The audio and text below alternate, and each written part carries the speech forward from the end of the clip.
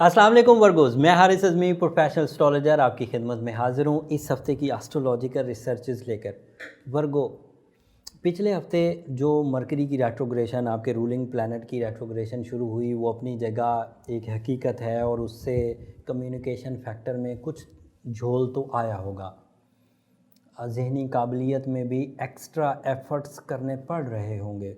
और मरकरी की रेट्रोग्रेशन आपके थर्ड हाउस में थी, तो अज़ीज़ व अकारब की तरफ से भी कुछ अपोजिशन या आपको उनकी तरफ से कुछ तवज्जो में कमी ये तो आई होगी। बट इस हफ़्ते मेरे पास आपके लिए एक खुशखबरी है।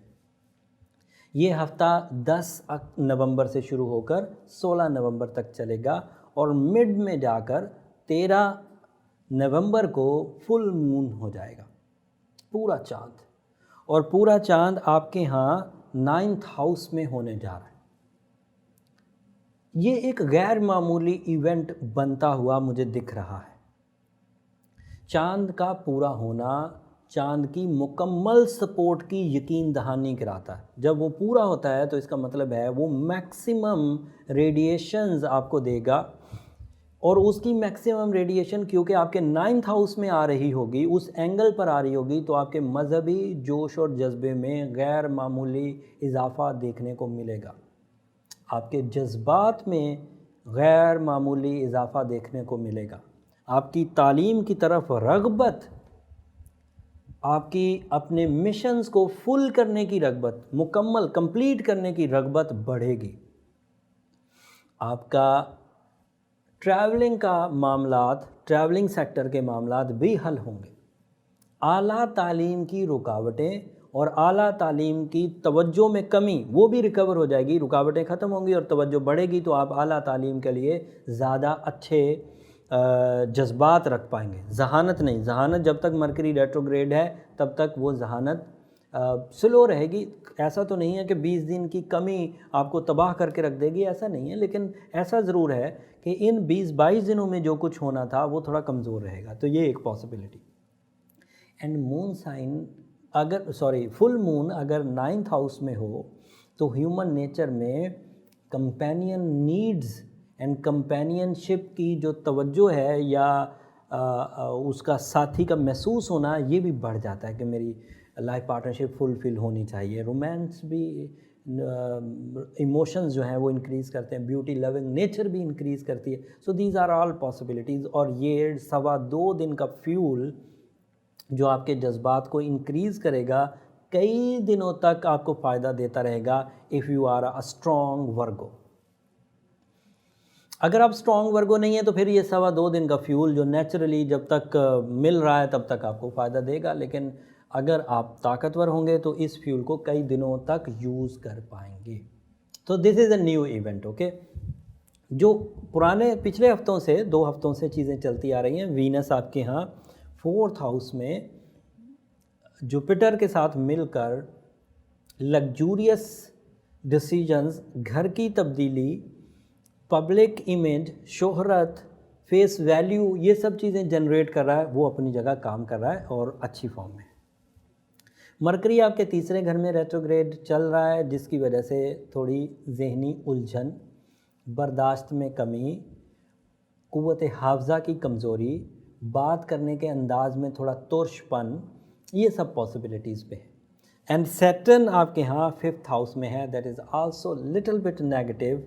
एंड सैटर्न की नेगेटिविटी किसी हद तक तालीमी सरगर्मियों को मुतासर करेगी मनफी अंदाज से। अगर वर्गोज़ इन सब सिचुएशन में से अपनी कामयाबियाँ निकाले जा रहे हैं मेहनत करके, फुल मून तो अभी आएगा तो वो तो एक बूस्टर आपको देगा ही देगा, लेकिन रेट्रोग्रेशन ऑफ मरकरी को मद्देनज़र रखते हुए, सैटर्न के 5th हाउस में होने को मद्देनज़र रखते हुए, अगर वर्गोज़ ने अपने आप को संभाल लिया है, रेमेडीज़ परफॉर्म कर रहे हैं, तो देन फाइन, ओके, चीज़ें चलती रहेंगी और कुछ अच्छाई के चांसेस आगे हफ्तों में आने वाले हैं। बट अगर कोई वर्गो कंप्लेनिंग है, शिकायत उसकी बढ़ती जा रही है, ज़िंदगी का उसको मज़ा नहीं आ रहा, कामयाबियाँ आगे नहीं बढ़ पा रही, तो फिर उसको ज़्यादा तेज़ी से रिकवर करने की कोशिश करनी चाहिए। रेमेडी तो मैं अभी बयान कर दूंगा, लेकिन पर्सनल चार्ट भी उसे एक दफ़ा ज़रूर बनाना चाहिए।